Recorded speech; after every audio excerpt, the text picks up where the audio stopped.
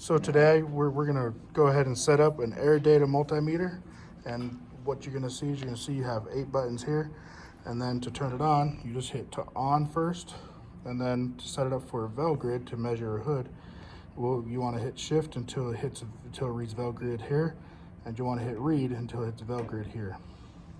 To hook up your lines, you're gonna want to put your positive here and your negative here. And this is an actual automatic measurement. So when you click the button, it'll actually tell the machine to actually read the measurements on our Velgrid. So the lines run all the way up to here, where you connect them back into here. And then you actually have 16 points. You got one on each of these points here, times 4 different sections. And so that'll give you 16 measurements. It's an average of all those points. You guys can just come and grab it. We can just grab it and stuff.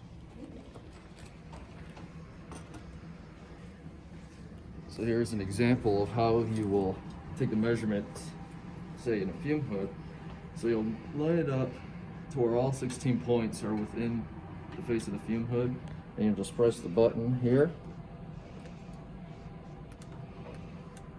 and your machine will start taking a measurement. And in this case, we have a reading of 91.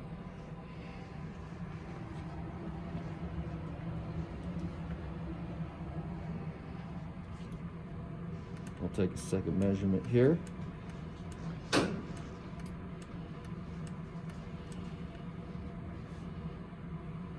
we have 110.